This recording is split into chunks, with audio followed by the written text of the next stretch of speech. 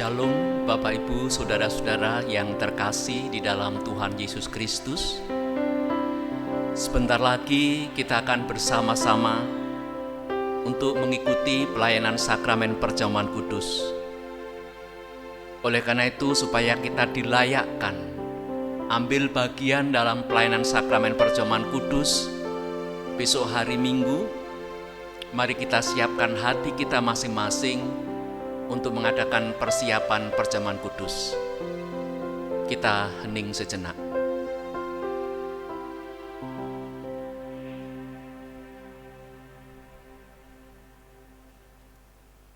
Marilah persiapan perjamuan kudus pada hari ini kita kuduskan dengan pengakuan.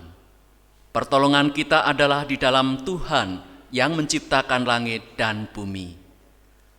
Turunlah kiranya atas saudara sekalian anugerah dan damai sejahtera dari Allah Bapa kita dan Tuhan Yesus Kristus.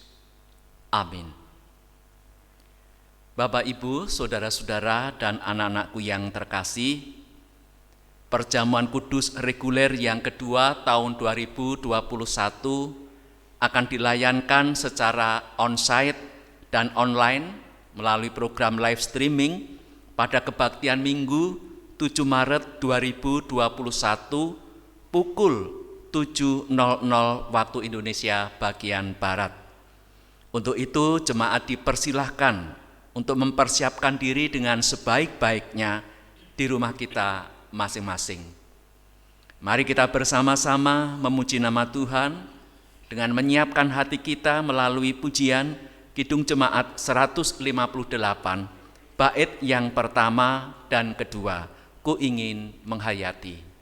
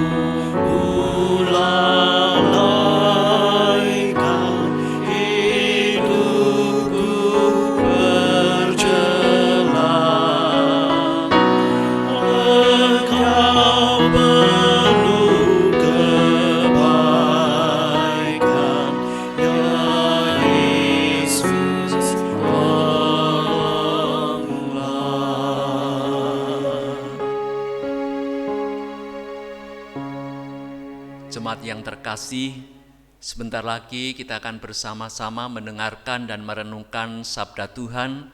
Sebagai landasan kita akan melakukan pengujian diri. Sebelum kita bersama-sama mendengarkan dan merenungkan sabda Tuhan, mari kita bersehati, kita mohon pertolongan Roh Kudus, kita berdoa. Maha besar Tuhan Allah Bapa kami yang di sorga, kami mengucap syukur selaku gereja-Mu, Tuhan senantiasa menjagai kami, Tuhan selalu memelihara iman kami melalui ibadah maupun pelayanan sakramen. Ya Tuhan, besok hari Minggu Tuhan telah menyediakan makanan yang istimewa bagi jiwa kami dalam pelayanan sakramen perjamuan kudus yang mendatangkan keselamatan bagi kami semua. Oleh karena itu ya Tuhan, sebelum kami bersama-sama berkumpul di meja perjamuan Tuhan untuk menikmati hidangan yang mendatangkan keselamatan dalam pelayanan sakramen perjamuan kudus, malam hari ini kami akan mengadakan pengujian diri. Oleh karena itu Tuhan, urapi kami dengan kuasa Roh Kudus-Mu. Berfirmanlah pada kami semua, supaya kami semakin mengerti apa makna sakramen perjamuan kudus yang mendatangkan keselamatan itu. Berkati kami semuanya ya Tuhan, baik kami yang akan menyampaikan firman-Mu dan kami yang akan mendengarkannya, sehingga firman Tuhan yang kami dengarkan malam hari ini, kami sungguh-sungguh bisa meresapinya, dan selanjutnya kami jadikan dasar di dalam kami mempersiapkan hati menerima kasih Tuhan dalam pelayanan sakramen perjamuan kudus.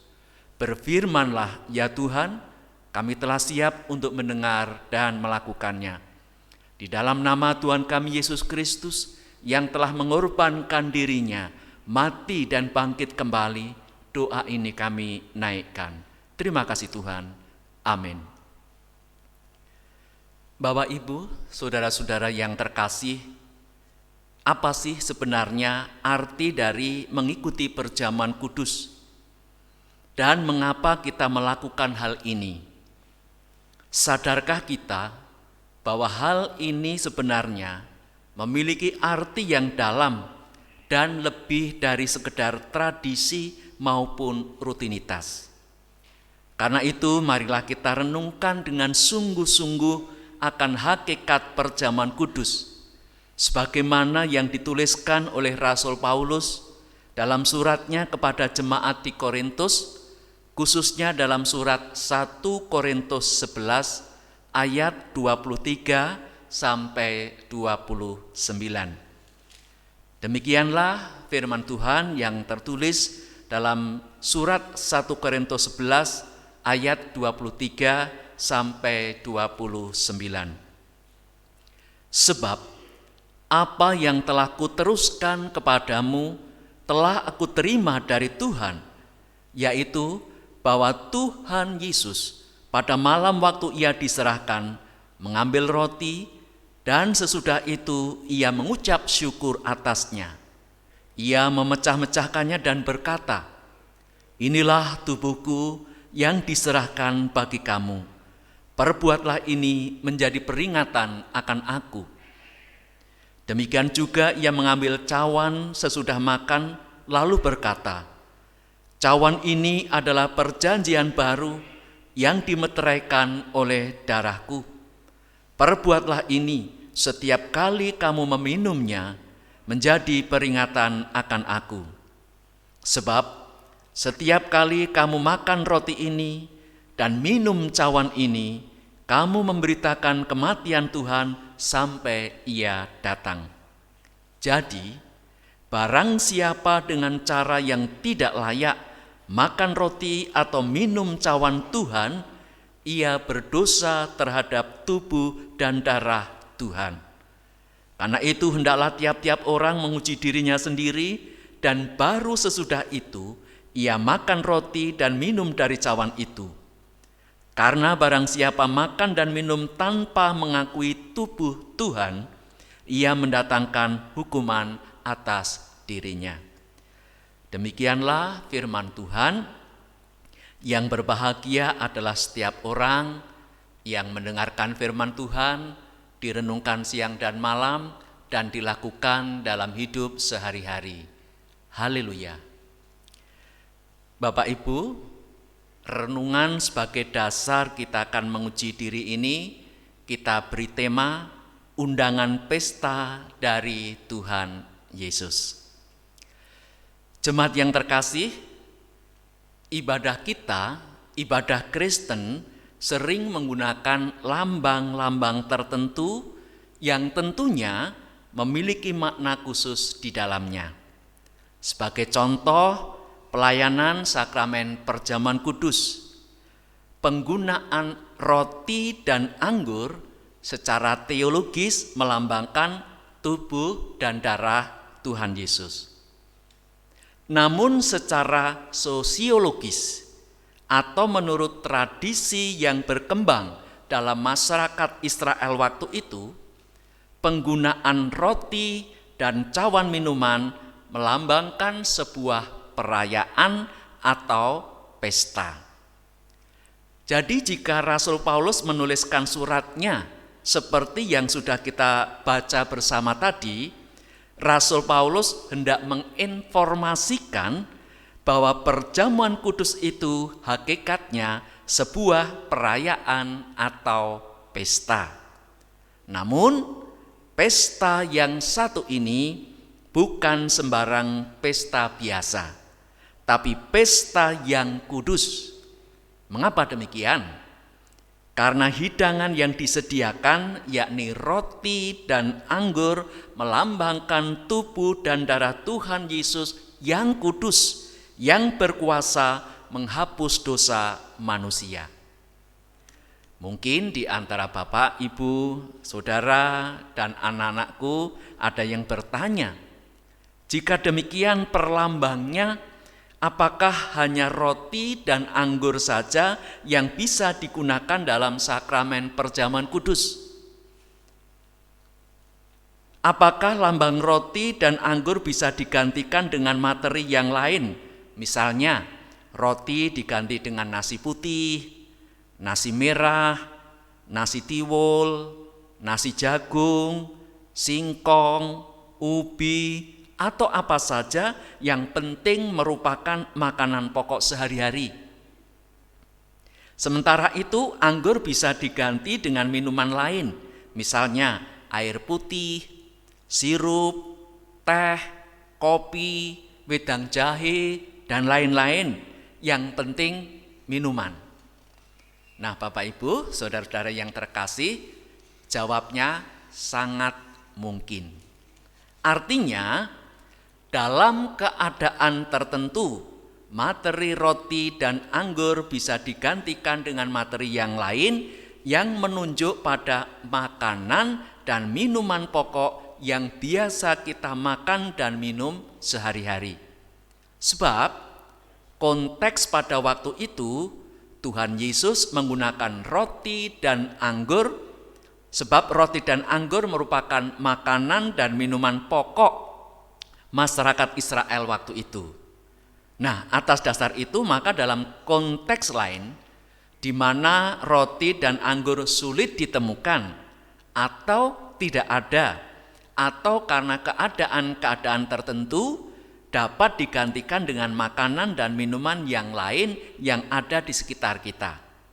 Inilah yang disebut dengan kontekstualisasi, suatu teologi adat atau cara beriman berdasarkan konteks kita saat ini. Nah, selanjutnya mari kita dalami surat Rasul Paulus tadi. Pertama-tama kita akan menyoroti di ayat yang ke-24. Di sana dikatakan, ia mengucap syukur atasnya. Ia memecah-mecahkannya dan berkata, inilah tubuhku yang diserahkan bagi kamu. Perbuatlah ini menjadi peringatan akan aku. Saudaraku, roti sebut saja makanan karena bisa diganti dengan makanan yang lain, bukan harus roti. Nah, roti adalah lambang dari tubuh Kristus itu sendiri. Di ayat itu ada keterangan, ia memecah-mecahkannya. Hal ini tentunya tidak berarti bahwa tubuh Kristus benar-benar terpecah, melainkan menunjuk kepada pengorbanan Kristus di atas kayu salib. Tuhan Yesus ini menerangkan, selanjutnya Tuhan Yesus berkata, inilah tubuhku yang diserahkan bagi kamu. Perkataan Tuhan Yesus ini menerangkan bahwa pengorbanan yang dia lakukan di atas kayu salib itu secara khusus ditujukan bagi para pengikutnya atau siapapun yang percaya kepadanya. Tujuannya adalah supaya yang percaya kepadanya melalui pengorbanan Tuhan Yesus Kristus itu beroleh pengampunan atau penebusan atas segala dosa-dosanya. Nah, kalimat berikutnya, perbuatlah ini menjadi peringatan akan aku. Jadi perjamuan kudus itu sebenarnya adalah suatu peringatan untuk membantu kita mengingat sesuatu. Kalau kita bisa selalu ingat akan kematiannya, maka sebenarnya tidak perlu ada perjamuan kudus. Tetapi kita adalah manusia yang lemah. Dan karena itu kita perlu terus-menerus diingatkan akan apa yang telah Tuhan Yesus lakukan bagi kita. Dengan penuh pengucapan syukur kita harus memeteraikan hal itu di hati nurani kita, dan dengan penuh sukacita kita harus memuji namanya, kita menyatakan kematiannya sebagai kehidupan kita. Nah, selanjutnya dalam ayat itu Tuhan Yesus juga berkata, cawan ini adalah perjanjian baru yang dimeteraikan oleh darahku.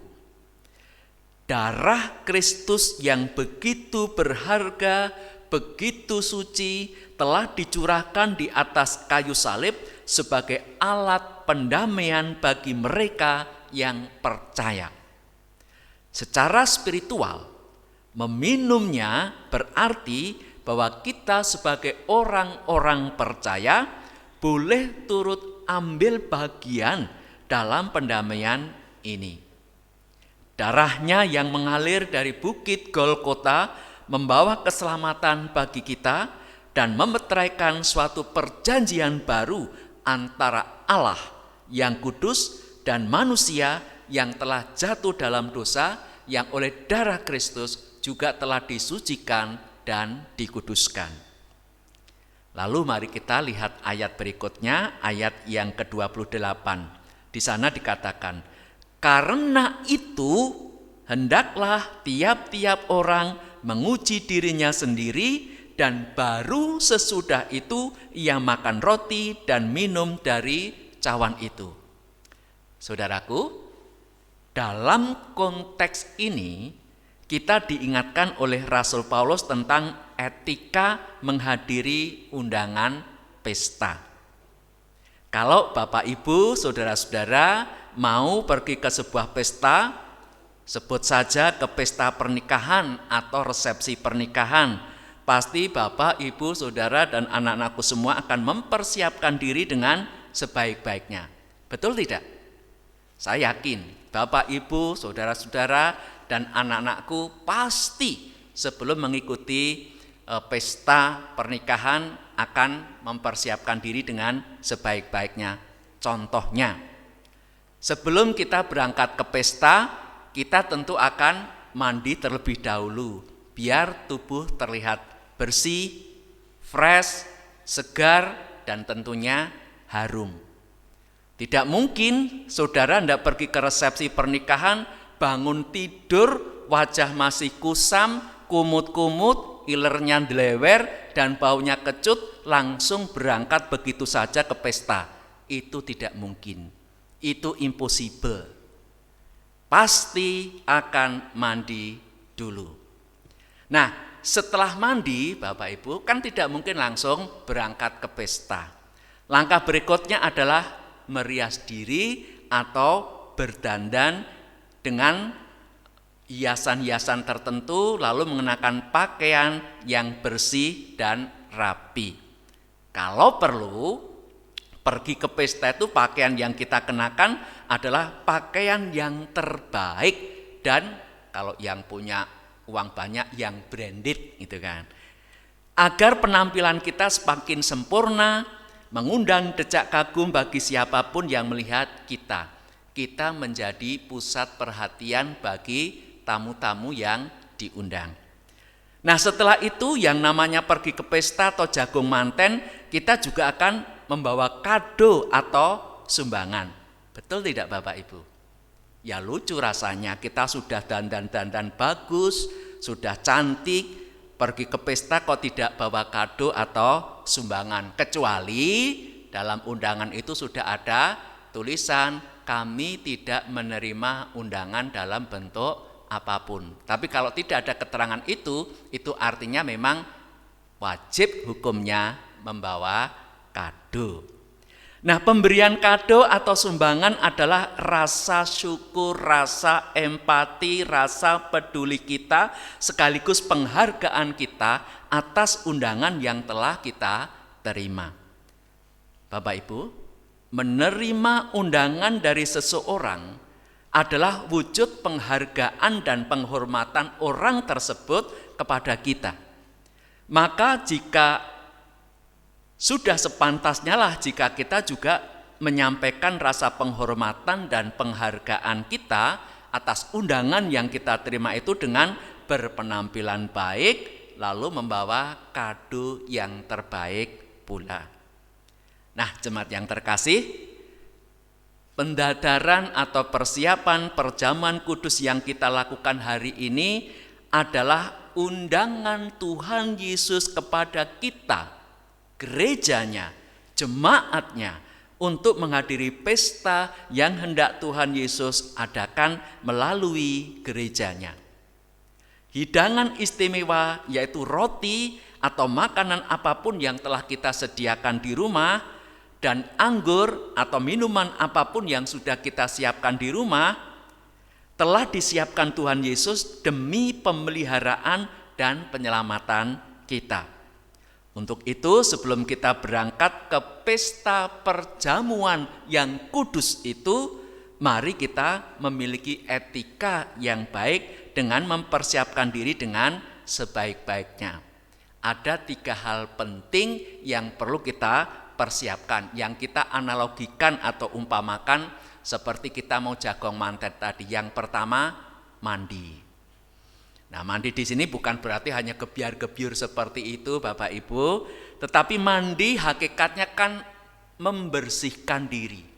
Supaya segala kotoran-kotoran yang melekat pada tubuh kita, virus-virus yang ada dalam tubuh kita, yang menempel di tubuh kita itu bisa hilang. Nah, ini artinya mandi yang kami maksud di sini adalah membersihkan diri. Bersihkan diri dari kita dari segala kekotoran, cacat, celah, dosa yang kita lakukan sehingga kita dilayakkan oleh Tuhan Yesus mengikuti perjamuan kudus. Lalu yang kedua, berdandan dan mengenakan pakaian yang bagus dan rapi. Ini artinya berdandan itu kan supaya kita tampil cantik, supaya tampil menawan, supaya terlihat ganteng. Lalu dengan mengenakan pakaian yang rapi dan bersih itu juga menambah penampilan kita yang baik. Nah, penampilan yang dimaksud di sini bukan hanya tampilan luarnya, casingnya, kelihatannya orang itu baik, tapi siapa tahu di dalam hatinya. Mungkin di dalam hatinya ada sesuatu yang kurang baik. Nah, inilah berdandan dan berpakaian yang baik. Itu sebenarnya kita bagaimana berperilaku baik di hadapan Tuhan maupun di hadapan sesama dengan tidak ada cacat sedikit pun.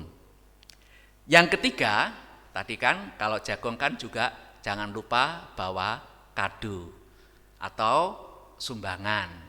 Ini bukan berarti wah kalau ke gereja itu mesti harus bawa kado, harus bawa sumbangan. Nah, artinya datang ke hadirat Tuhan itu dengan membawa persembahan.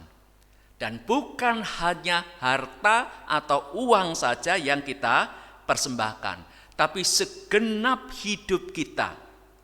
Seluruh talenta-talenta yang Tuhan berikan kepada kita, itu yang kita persembahkan bagi kemuliaan nama Tuhan.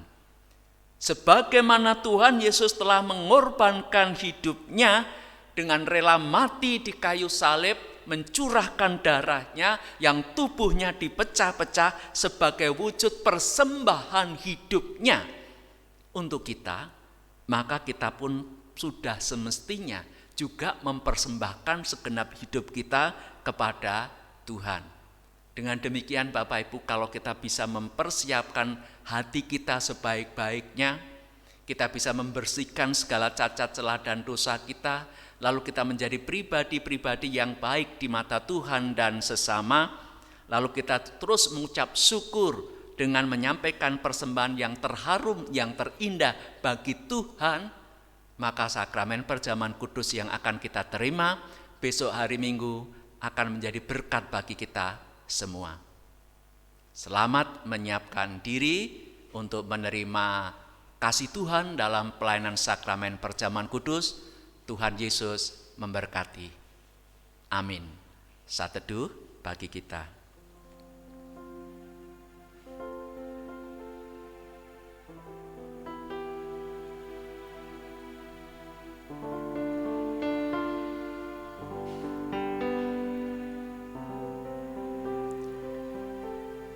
Jemaat yang terkasih, pada hari Minggu tanggal 7 Maret 2021, tepat pukul 07.00, kita akan menerima pelayanan sakramen perjamuan kudus sebagai sarana pemeliharaan dari Tuhan Yesus Kristus melalui gerejanya di GKJ Sumber Surakarta. Mengingat pandemi COVID-19 juga belum berakhir hingga saat ini, maka pelayanan sakramen perjamuan kudus nanti akan dilaksanakan secara onsite dengan protokol kesehatan COVID-19 dengan ketat dan online melalui program live streaming di channel YouTube GKJ Sumber, sehingga jemaat bisa mengikuti perjamuan kudus baik di gereja maupun di rumah kita masing-masing. Untuk itu, apakah Bapak Ibu, saudara-saudara, dan anak-anakku semua bersedia menerima panggilan Tuhan Yesus untuk mengikuti perjamuan kudus? Bagaimana Bapak Ibu, saudara-saudara? Ya, kami bersedia mengikuti persakramen perjamuan kudus.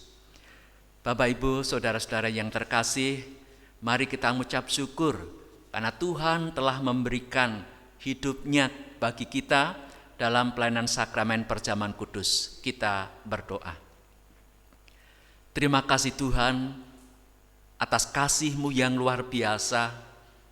Engkau telah mengorbankan putra-Mu Tuhan kami Yesus Kristus di kayu salib untuk menebus kami dari segala cacat celah dan dosa kami. Dan besok hari Minggu tanggal 7 Maret ini ya Tuhan, kami ingin mengingat kembali pengorbanan Tuhan Yesus dalam pelayanan sakramen perjamuan kudus. Sebelum kami mengikuti sakramen perjamuan kudus itu ya Tuhan, hari-hari ini kami akan menyucikan diri, membersihkan diri, supaya kami dilayakkan oleh Tuhan, ambil bagian dalam pelayanan sakramen perjamuan kudus.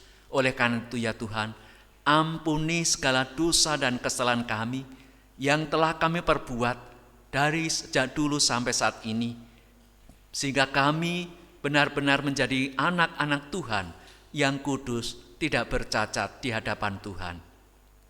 Tuhan, lindungi kami, jaga kami, sehingga di hari-hari ini ya Tuhan, kami bisa menjaga diri kami, karena pertolongan Tuhan, karena penyertaan Roh Kudus untuk senantiasa menjaga kekudusan kami. Kami akan mengakhiri persiapan perjamuan kudus ini ya Tuhan dengan penuh sukacita. Biarlah Engkau sendiri yang senantiasa memakai kami semua untuk menjadi saksi dan meneruskan undangan ini kepada seluruh warga jemaat yang belum mengikuti pendadaran. Terima kasih Tuhan atas undangan untuk pesta yang sungguh-sungguh mendatangkan keselamatan dalam pelayanan sakramen perjamuan kudus mendatang. Di dalam nama Tuhan kami Yesus Kristus, Sang Raja Gereja, kami senantiasa berdoa dan mengucap syukur. Terima kasih Tuhan. Amin. Bapak Ibu yang terkasih, Tuhan Yesus adalah gembala kita. Dialah yang menggembalakan gerejanya melalui pelayan-pelayan Tuhan, baik pendeta, penatua, diaken, guru-guru sholat minggu, orang tua, dan kita semua adalah hakikatnya gembala tapi sekaligus domba. Oleh karena itu mari kita naikkan pujian bagi Tuhan dari Kidung Jemaat 407 bait yang pertama dan ketiga. Tuhan, Kau Gembala kami.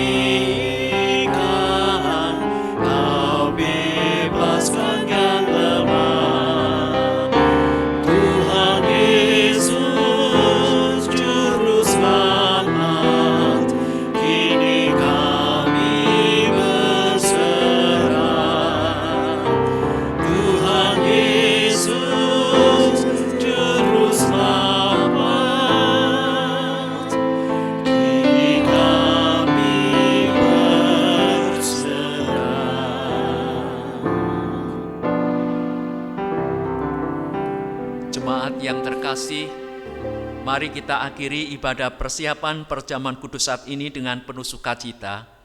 Lakukanlah firman Tuhan dan kini terimalah berkat Tuhan.